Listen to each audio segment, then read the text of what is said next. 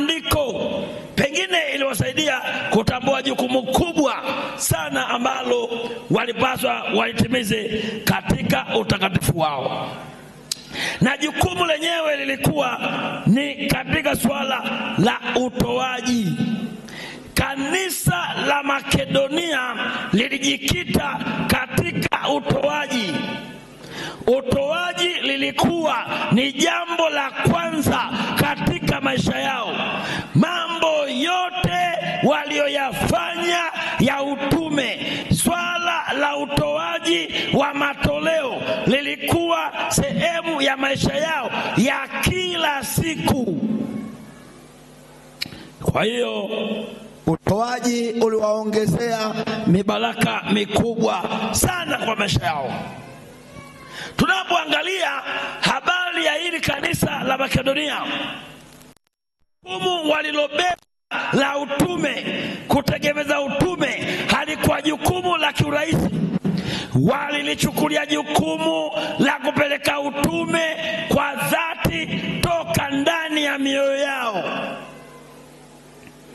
Hawa Makedonia, tabia yao ya kwanza ni kuwa wa Makedonia ni watu waliokuwa katika dhiki nyingi na umaskini mkubwa. Hebu angalia, hawa watu wa Makedonia walikuwa masikini kuliko mimi, kuliko wewe. Tena walikutana na dhiki nyingi, lakini kinachoshangaza, pamoja na umasikini wao, pamoja na dhiki walizokutana nao, ziliwafanya walete matoleo zaidi katika umasikini na katika dhiki walizonazo. Hawakuwa na sababu za kuahirisha kutoleta matoleo katika madhabahu ya Bwana. Leo hii wa Tanzania na wa Afrika au wanadamu akikutwa na kashida kadogo tu ndio sababu ya kutoleta zaka na sadaka, ndio sababu ya kutoleta matoleo. Jifunze kwa Wakristo wa Makedonia, walikuwa ni masikini na walipatwa na changamoto kubwa, lakini katika yote hawakukoma kuleta sadaka, hawakukoma kuleta zaka. Walitenda kadri walivyobarikiwa. Hawa nao walikuwa ni wanamna ya kipekee. Hawakumsahau kumtolea Bwana matoleo katika umasikini wao, kiasi kwamba wao ndio wakaongoza katika kutimiza huduma hiyo kuliko kanisa mengine yote. Kwa muda wako utasoma Korinto wa pili sura ya 8 mstari wa kwanza, neno linalosema, tena ndugu zetu twawaarifu habari ya neema ya Mungu waliopewa makanisa Makedonia. Popote pale Paulo alipokuwa anaenda kufundisha na kuhubiri, alikuwa anatumia fungu hili ya kwamba neema waliopewa watu wa Makedonia, Wakristo wa Makedonia, tabia yao ya matoleo, tabia yao ya kumletea Bwana dhabihu katika patakatifu pake. Maana walipokuwa wakijaribiwa kwa dhiki nyingi, wingi wa furaha yao na umasikini wao ulikuwa mwingi, uliowaongezea utajiri wa ukarimu wao. Swala la zaka na sadaka ni swala la ukarimu. Swala la matoleo ni swala la ukarimu. Wakristo wa Makedonia wanaonyesha, pamoja na masumbufu ya dunia waliokutana nayo na changamoto na majaribu, haya yote hayakuwazinga kurudisha matoleo kwa Mungu wao. Walikuwa wakarimu kwa Bwana wao. Hata utakaposahau yote tuliyozungumza hapa, tembea na neno ukarimu. Lazima wote tuliokuja, Bwana tusaidie tuwe wakarimu. Waswahili kuna msemo mmoja unasema, shukrani ya punda ni mateke. Mungu anakupa uhai, wala matoleo hauleti. Mungu anakupa uzima, wala hauleti. Hivi mimi na wewe tungeambiwa kulipa uhai ambao Bwana anatupa, tungeweza?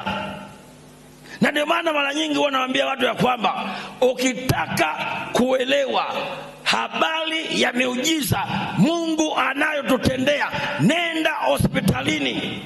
Kuna watu ni maprofesa, hawezi hata kuchuchumaa kujisaidia. Wewe leo unatoka hapa, unaingia chooni, unachuchumaa na unautoa mzigo mkubwa na unajisafisha. Huku kuna wenzako kuchuchumaa hawawezi, hata kujisafisha hawawezi, wanasafishwa. Na kuna watu wengine ni maraisi, watu wenye pesa zao, hawawezi hata kutafuna, hawezi hata kutembea, hawezi kufua. Yani wewe unatembea, unafua, unakula, unatafuna. Na unajua kuna vitu vingine ni vya kujiuliza sana. Ukitaka kuona ukuu wa Mungu, nenda hospitalini. Sasa Mungu anakubariki haya yote, tazaka urudishi. Unaenda chooni, unafungua zipu, unaona ni rahisi tu. Huku kuna wenzako wamewekewa mipira, unaenda unachuchumaa, hapo bekaa, unaanza kuguna na unajisafisha. Huku wenzako hawawezi. Ujue ndugu zangu, niwaambie, tunafanya mzaa sana na ukaribu wa kumrudisha Mungu zaka na sadaka. Hebu pima uhai Mungu anakutendea. Na mara nyingi huwa natumia kisa cha kwangu kilichonipata katika familia yangu.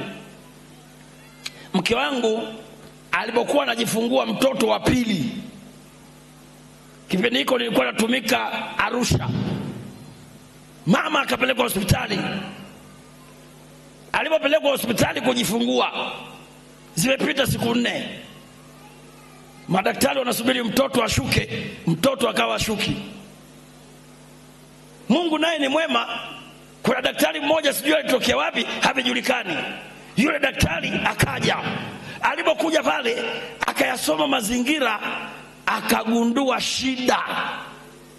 Sasa shida hao madaktari nao huwa ni matatizo tupu. Huwa wanatunishiana misuli kwamba mimi nimesoma, ni mjuaji kuliko wewe. Mimi nimesoma, nimebobea, wewe umesoma chuo gani? Hao madaktari hao walivyo hao. Na ndio maana wanaua watu wengi sana. Unajua mara nyingi sana watu wengi wanakufa si kwa sababu ya magonjwa na maradhi. Wengine wanakufa kwa sababu ya uzembe wa madaktari na manesi. Kila mtu anajifanya ni fundi. Yule daktari alipokuja pale, aliposoma mazingira, alipoigundua shida, akaanza kuwatukana madaktari wenzake kwamba nyinyi ni wajinga, ni wapumbavu, mmesoma vyuo gani? Mnamuua dada wa watu kwa uzembe wenu kabisa. Yule daktari akakimbia. Alipokimbia, baada ya dakika kadhaa, yule daktari anarudi, ameshika kalamu na karatasi. Anamwambia mke wangu ya kwamba saini hapa haraka. Alipomaliza kusaini, akamchukua yeye na mke wangu, akampeleka kwenye upasuaji, akawacha madaktari wote. Kumbe haya majinga yanasubiri mtoto ashuke. Kumbe yule mtoto ameviringishwa na ile kamba, inamvuta kwenye shingo, ameviringishwa, inavuta zile purukushani za kule ndani. Yule mtoto akajisaidia na kunywa uchafu. Yuko dakika za mwisho kufia tumboni. Alipoenda kufanywa upasuaji, mtoto anatolewa amechoka, amna kitu. Yule daktari akampeleka mtoto mochwali. Alipompeleka mtoto mochwali, alipokuwa anafungua mlango wa mochwali, akasikia sauti inamwambia, kwa nini unampeleka mtoto huyu mochwali? Sauti nyingine inamwambia, peleke ICU. Lakini ile sauti ya kumpeleka mochwali inarudi tena, inamwambia ya kwamba huyu sio wa ICU, huyu ni wa mochwali. Sasa daktari amefungua mlango wa mochwali. Pambano ni sauti mbili, peleka mochwali, nyingine peleka ICU. Ile ya kumpeleka ICU inakuja kwa mara ya mwisho, inamwambia ya kwamba amefika ICU, hajafika sio kazi yako, peleka ICU. Akaisikia sauti ya mwisho, daktari anaondoka kwenda ICU. Alipofika ICU, yule mtoto wakamwekea oksijeni. Siku ya kwanza ikapita, sijui habari ya mke, sijui habari ya mtoto. Siku ya pili ikapita, sijui habari ya mke, sijui habari ya mtoto. Siku ya tatu uzalendo ukanishinda. Nikamwambia daktari, mtaniua kisaikolojia kwa mawazo. Unaniambia ya kwamba mke wangu amejifungua, sijamuona mke wangu wala mtoto, leo ni siku ya tatu. Daktari ananiambia ya kwamba usiwe na shaka, ila kuna shida kidogo tu imepatikana. Sasa shida kidogo hapo siku tatu. Nikamwambia daktari, nieleze ukweli, kama mke wangu amefariki naomba uniambie, usinifiche. Kama mtoto amefariki naomba uniambie. Mimi ni mchungaji wa kanisa la Waadventista wa Sabato, haeli unieleze ule ukweli kuliko kunificha. Nikamwambia kama hautajali, namba moja, naomba nikamuone mtoto wangu. Daktari akakubali. Wale wanaofahamu hospitali ya Seliani pale Arusha, iko mjini pale, tukapanda huko gorofani. Nilipoingizwa ICU nikamuona mtoto, wamemweka kwenye vile vibeseni vya wale watoto ambao hawajatimiza miezi 9. Mataa yako pale yamewaka.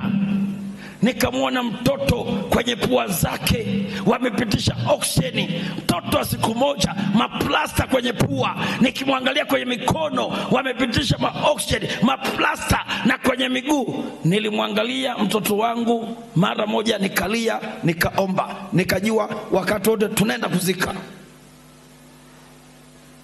Baadaye nikamwambia daktari ya kwamba naomba nikamuone mke wangu. Daktari akaniambia, huyu mama huwezi kumuona kwa sababu amefanywa operation, aturuhusu watu kwenda kumuona.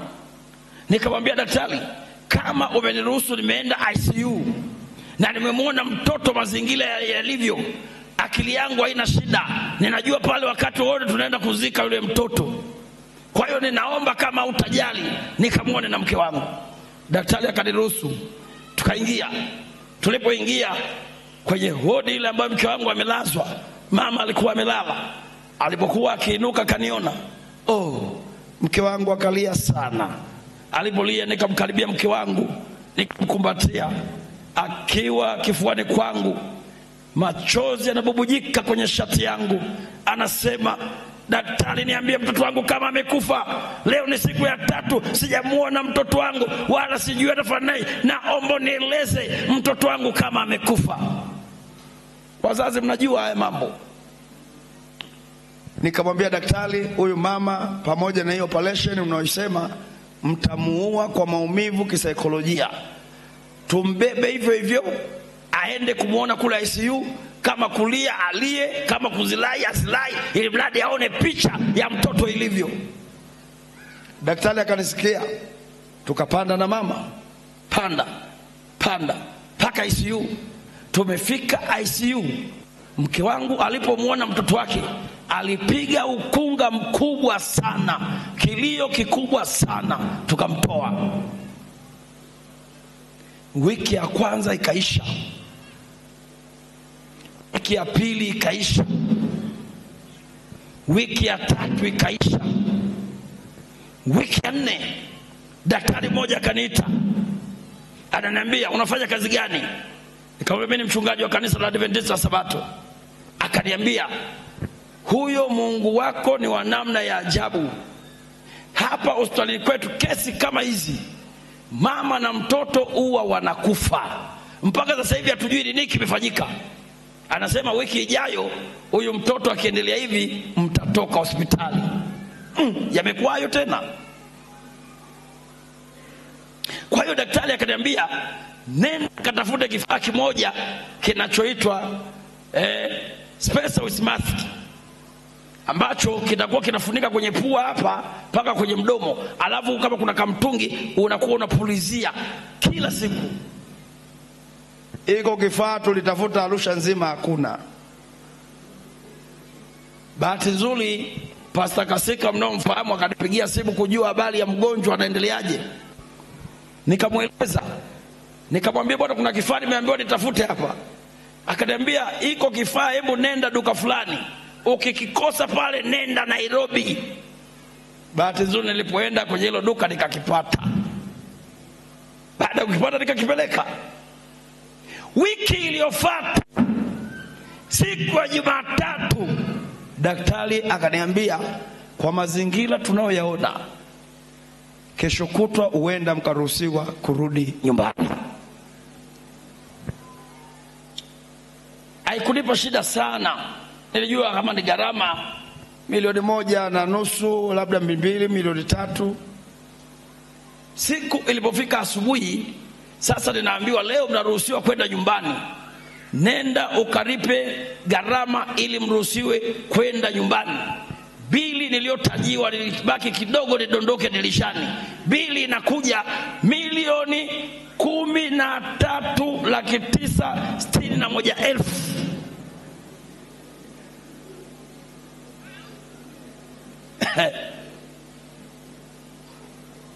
Kama kwa muda wa wiki ngapi hizo 4-5 heti ICU na huduma za oksijeni na huduma zote zinaleta $13,961,000. Habari gani wewe na mimi tangu umezaliwa toka tumboni mwa mama yako unavuta oksijeni ya Mungu bure? Ungeambiwa ya kwamba ulipe oksijeni ya Mungu unayovuta, ungelipa shilingi ngapi? Je, tungeweza? Hebu angalia Mungu anavyofanya ukarimu katika maisha yetu. Ukarimu wa oksijeni bure, ukarimu wa uhai bure, ukarimu wa biashara analeta mapato, ukarimu wa mapato ya kwenye mashamba, ukarimu kwenye mapato ya kwenye mifugo, ukarimu kwenye mapato ya kazi yako. Ukarimu wote hauoni na urudishi zaka na sadaka ghalani mwa Bwana. Je, huu ni uungwana?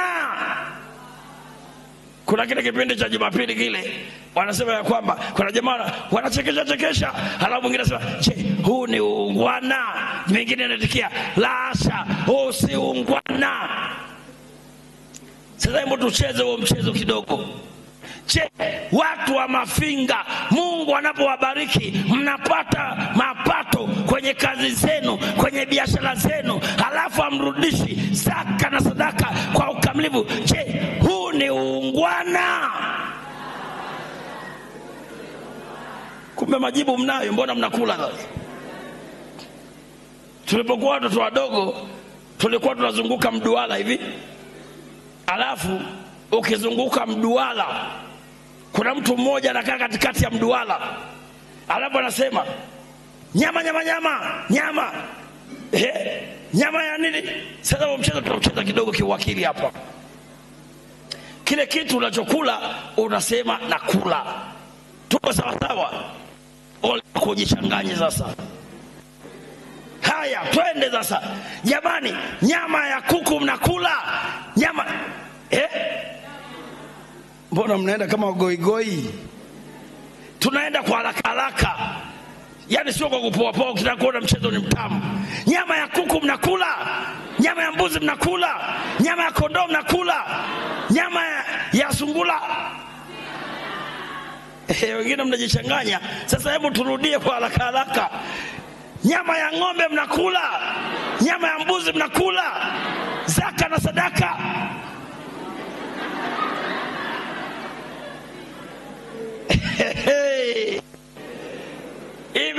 Mbona mmeshindwa kuitikia huku mnakula?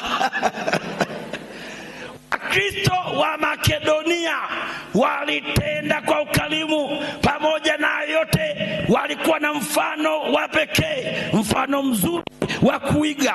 Kumbe umasikini wao ulifanya wafanye zaidi kwa Mungu wao. Hata Mtume Paulo anathibitisha kuwa umasikini wao ndio ulioongoza kumtolea Mungu mioyo yao kwa makanisa yote aliyoyahudumia sehemu mbalimbali. Hawa watu wa Makedonia, licha ya kuwa katika umasikini mwingi, lakini bado walikuwa tayari kutoa hata zaidi ya uwezo wao.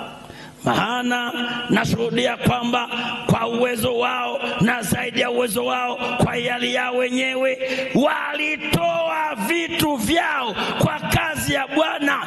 Swala la matoleo ni swala la hiari, ni swala la moyo. Kutoa si utajiri. Mungu aliwawezesha hawa Wakristo wa Makedonia. Tujipime na sisi Wakristo wa leo. Je, tunaweza tukafanana na Wakristo wa Makedonia?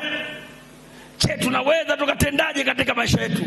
Walimhudumia hata Paulo katika huduma zake. Baada ya kuleta matoleo kwa Bwana, wakamhudumia hata na Paulo.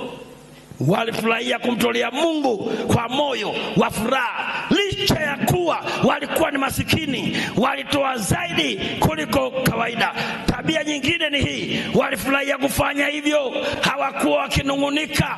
Walipomtolea Mungu, ndivyo walivyopata amani mioyoni mwao. Lakini ni rahisi sana kuona mtakatifu wa leo anatoa, analalamika. Leo watu wakileta analalamika, anaumia. Wakristo wa Makedonia hawakuwa namna hiyo. Walileta ndani ya mioyo yao, walikuwa na furaha ndani ya mioyo yao, walikuwa na amani, hawakulalamika. Wao wenyewe waliomba na kusihi katika kutoa. Hata Paulo ikafika wakati walipomhudumia akasema, jamani, imetosha, imetosha. Bado akazidi kuleta, pamoja na kukatazwa na mtumishi wa Bwana, bado analeta matoleo, bado analeta msaada kumhudumia Paulo.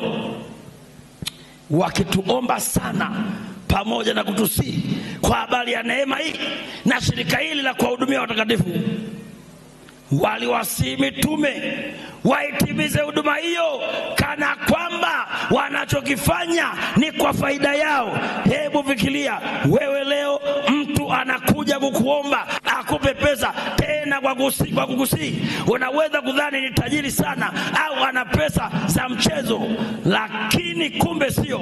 Hawa watu walikuwa masikini kama tunavyosoma, lakini walijua wajibu wao kwa Bwana wao.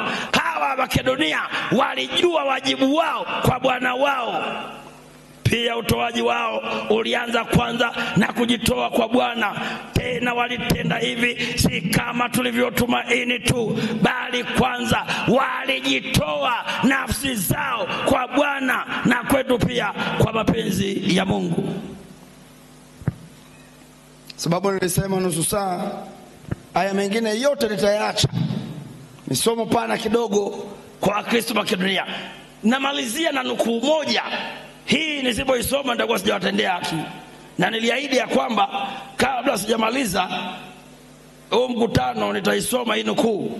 Na mimi ninapenda niisome, ni nukuu ambayo ni ya maana sana. Ni nukuu ya maana sana. Ngoja tuitafute hapa.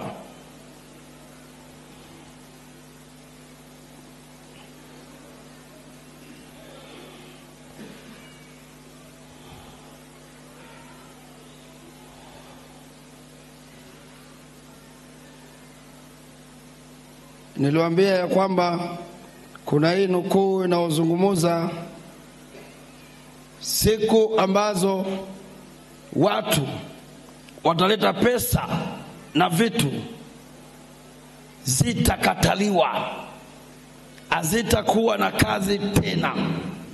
Muda ambao Mungu ametupatia sasa hivi ndio muda wa kuweza kuleta. Waje tuitafute hapa.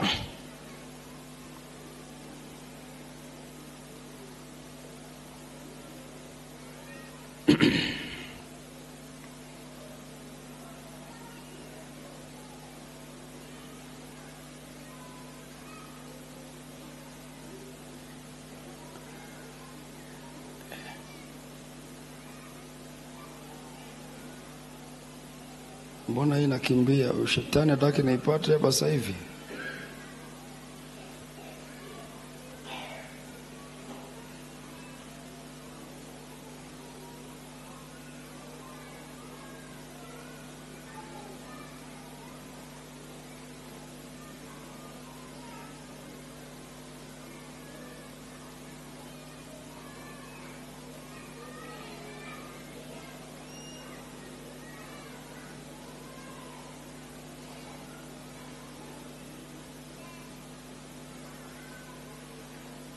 Pastor Msholo, una shuhuda kwa kanisa hapo? Hauna? Au kuna mchungaji mwenye shuhuda kwa kanisa? Ninaona hii document mbona leo inaanza kunichenga hapa. Haya mambo ya kompyuta nayo yana mambo yake.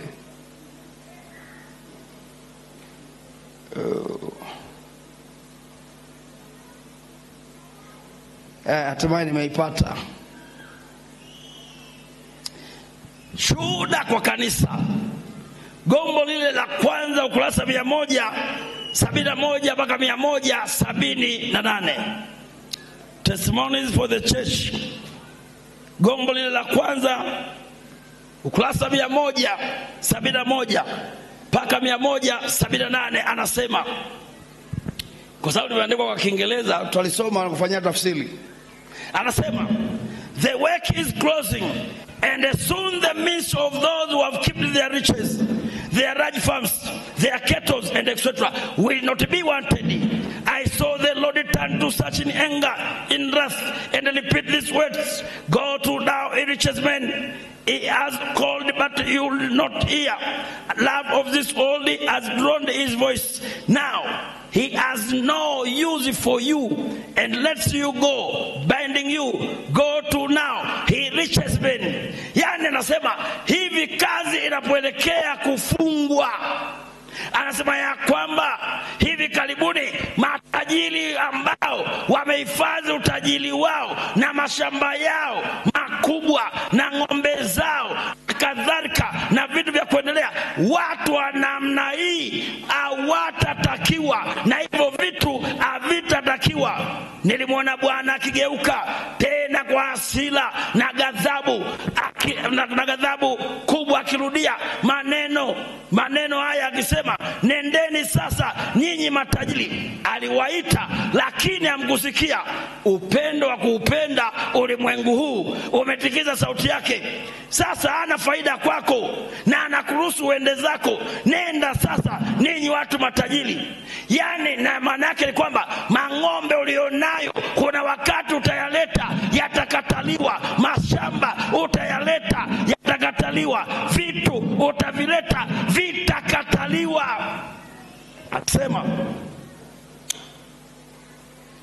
oh, I saw it was an awful thing to be forsaken by the Lord, a fearful thing to hold on to a perishable.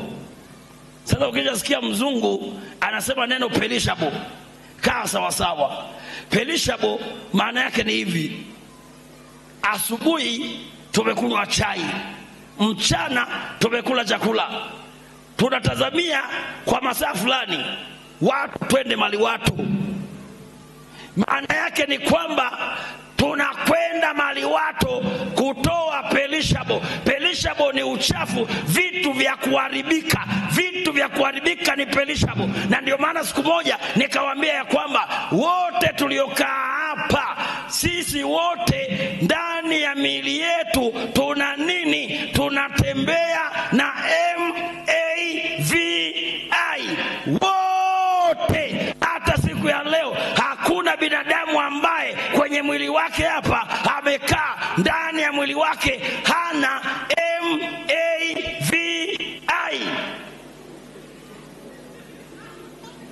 Labda kama kuna mtu ambaye hapa hana MAVI, hebu aje hapa nimpe shilingi 50,000 sasa hivi.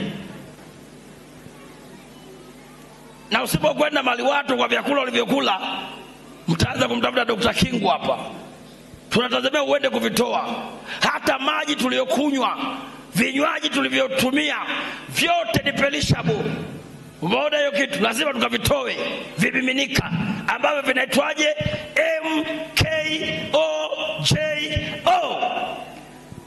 Anasema to hold it to a perishable substances here. When he has said that if we will sell and give alms, we can lay up treasure in heaven. I was shown that the work is closing up, and the is going forth its mighty power. These richest men will bring their means and lay it at the feet of the servants of God, begging them to accept it. The answer from the servant of God will be, go to now, he richest men, your means is not needed. He withheld it when he could do good with it in advancing the cause of God. The needy have suffered. They have not been blessed by your means. Yani anasema ya kwamba niliona ni jambo la kutishwa kuachwa na Bwana kung'ang'ania vitu vya dunia vinavyoharibika, wakati alisema kama ikiwa tutauza na kutoa sadaka tunaweza kuweka katika hazina ya mbinguni. Sema nilionyeshwa kadri kazi inapoelekea kufungwa na ukweli unapoendelea kwa nguvu kuu, matajiri hawa wataleta mali zao na kuziweka miguuni pa watumishi wa Bwana, wakiwaomba wavikubali. Jibu kutoka kwa watumishi wa Mungu litakuwa, nendeni sasa ninyi watu matajiri, njia zenu na vitu vyenu havihitajiki. Mlizuia wakati mngeliweza kuendeleza kazi ya Mungu, ya Mwenyezi Mungu. Wahitaji waliteseka, hawakubalikiwa kwa mali zenu. Nendeni sasa nyinyi watu matajiri. Sasa hivi hakuna mtu yeyote hapa anayekwenda kwa mchungaji kumuomba kwamba mchungaji, naomba pokea mamilioni yangu ya zaka na sadaka. Mchungaji, pokea magunia yangu ya mpunga na ya mahindi ya zaka na sadaka. Mchungaji, pokea mifugo yangu ya zaka na sadaka. Pokea viwanja na mashamba vya sadaka ya Bwana. Hayupo. Lakini neno linasema saa inakuja watakwenda kwa watumishi wa Bwana, tena watawaomba wavipokee. Jibu kutoka kwa Mungu litakuwa kupitia watumishi wa Bwana, nendeni ninyi watu matajiri, vitu vyenu na mali zenu hazihitajiki tena. Kwani kuna jibu chini ya jua? Si ni juzi hapa 2019 korona ilipotandika kule Italy, watu walitupa maelfu ya dola barabarani. Nani akaziokote haende na korona? Watu walizikimbia fedha kama ugonjwa wa ukoma. Huu ndio muda wa kuzileta kwa Bwana. Kipengele cha mwisho, sikiliza roho ya nabii anavyosema. God will not accept your riches now. Go to now, he riches many. I saw that God is not in all the riches that are obtained. Satan often has much more to do with acquiring property than God. Much of it is obtained by appraising the hiring his wages. The natural covetous rich man obtains his riches by greeding down, the hiring and taking advantage of individuals wherever he can, thereby adding to a treasure that will get his flesh as it were fire. Nao ni kali. Yani inamaanisha ya kwamba Mungu atakubali mali ulizonazo na utajiri ulionao kwa sasa. Anasema nendeni ninyi watu matajiri. Anasema ya kwamba niliona ya kwamba Bwana akupatikana katika utajiri wote na mali zote ulizokuwa unazo, ulizozipata. Anasema mara nyingi shetani ana mengi zaidi ya kufanya kupata mali kuliko Mungu. Mengi ya hayo hupatikana kwa kuwakandamiza waajiri katika mshahara wake. Tajiri mwenye tamaa ya kawaida upata utajiri wake kwa kusaga chini ya kuajiri. na kuchukua faida ya watu popote awezapo, na hivyo kuongeza hazina ambayo italisha mwili wake kama moto. Wapendwa, leo Mungu anisaidie, Mungu akusaidie kutekeleza wajibu wako. Vitu ulivyo navyo, muda wa kuvileta kwa Bwana ni sasa. Mali ulizonazo, muda wa kuzileta kwa Bwana ni sasa. Fedha ulizonazo, muda wa kuzileta kwa Bwana ni sasa. Kuna wakati unakuja tena, sio muda mrefu ulioko mbele yetu. Haya yote hayatakuwa na maana, haya yote hayatahitajika, haya yote hayatakuwa na faida, haya yote hayatakuwa na uwezo wote, havitatusaidia. Lakini kwa wale ambao waliwekeza katika hazina ya mbinguni, vitu vyote walivyo navyo kwa sasa, wanapovileta utakuwa mbaraka mkubwa katika maisha yao, sababu waliwekeza kwa Bwana. Bwana atusaidie tuzidi kuwa wakarimu kama Wakristo wa Makedonia. Tufanye wajibu wetu kwa Mungu wetu wa mbinguni. Ikiwa ni ombi lako, unamwambia Baba wa mbinguni, nifanye kuwa mkarimu kwa dhamana ya muda mfupi ulionipatia ya kuishi duniani. Kwa nini usiinue mkono wako juu? Baba wa mbinguni akujalie, akuwezeshe, akufanikishe. Inawezekana katika Bwana. Tembea na agano na Bwana, tembea ahadi na Bwana, tembea na nadhiri na Bwana ya kwamba chochote utakacho nibariki nitatekeleza kutegemeza utume, sitarudi nyuma. Bwana akusaidie katika jina la Yesu Kristo mkombozi wetu, amen.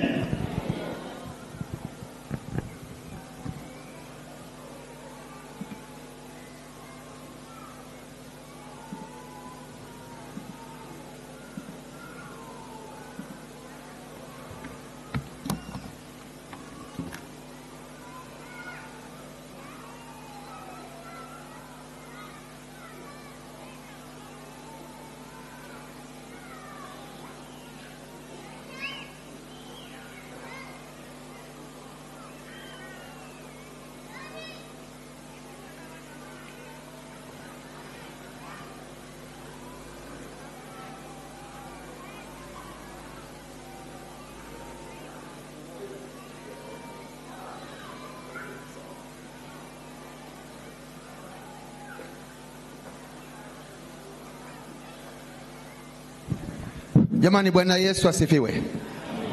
Basi hivi ndivyo tunavyomaliza kambi letu la uwakili la mwaka 2025. Wapi? Haya, tusimame na kiongozi wetu, mhutubu wetu atufungie kwa ombi. Hosana mwana wa Daudi, tunakutukuza wewe kwa wema wako na upendo wako ambao umetujalia tangu siku ya kwanza mpaka siku ya leo. Tumeuona mkono wako ukiwa pamoja nasi, ukitupigania katika afya, ukitupigania katika maombi, ukitupigania katika usomaji wa neno, ukitupigania Bwana katika nguvu ambazo tumetumia na sauti yako. Baba, utukufu na sifa vikakurudie wewe kwa aliyoyatenda. Baba, tunasema asante kwa ajili ya wajumbe uliowaleta toka maeneo mbalimbali. Zidi kuwabariki watakapokuwa wakirejea nyumbani, tembea pamoja nao. Tunashukuru sana kwa wakuu wa idara, tunashukuru sana kwa wachungaji wa mitaa, tunashukuru sana kwa wazee wa makanisa, tunashukuru sana kwa waimbaji wa kwaya. Baba, yote uliyoyatenda, utukufu na sifa vikakurudie Bwana. Hata katika field hii tunakushukuru kwa ajili ya viongozi na wakurugenzi waliokuwa wakituombea. Zidi kuibariki field hii, izidi kwenda katika viwango vikubwa kwa utukufu wa jina lako. Lakini Baba, tuseme nini? Tunawaombea mafundi mitambo, wamefanya kazi kubwa. Zidi kuwabariki katika ufanisi wao wa kazi, wafanye kazi kwa weledi. Tunawaombea wapishi waliopika, Baba, wabariki wote kwa ajili ya utukufu wa jina lako. tunawaombea Baba wakufunzi uliowaleta wote, waliofanya huduma za ujasiriamali, vipindi vya uwakili, vipindi vya afya, kila mmoja aliyehusika Baba, zidi kumwonekania kwa namna pekee. Lakini Baba, tuseme nini? Tumefanya agano katika mkutano huu, agano la kuleta vitu vya zaka na sadaka, na watu wako wameleta, wengine wameandika, wengine wamejitoa kipindi cha ibada kuu, kundi kubwa ya kwamba wana vitu ambavyo wataleta. Nenda kawajalie wakaondoe nadhiri hizo, zisiwe laana kwao. Hatujakuja kufanya maigizo, hatujakuja kufanya usanii wala uigizaji. Kila aliyepiga hatua akatembea, Baba, nenda kanongone naye aikamilishe nadhiri yake, ili Bwana asije akapata matatizo. Kila jambo lililozungumzwa Bwana tukalizingatie, tukalitende, tukaliishi. Biashara ya matoleo iwe biashara ya matoleo kwa ukamilifu daima, siku utakaporudi tena.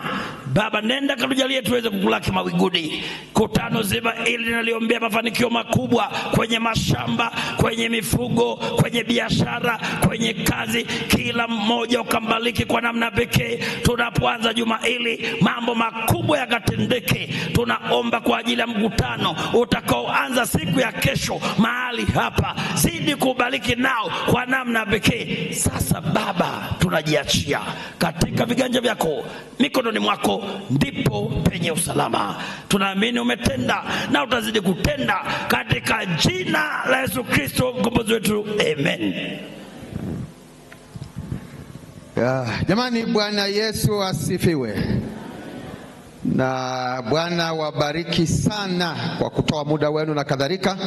Na sasa wale wanaohitaji vitabu vitaletwa, alafu vitaletwa mahala fulani pale nyuma, na kila mmoja atachukua kwa kadiri ya wake. Usitoke bila zana hizi muhimu sana.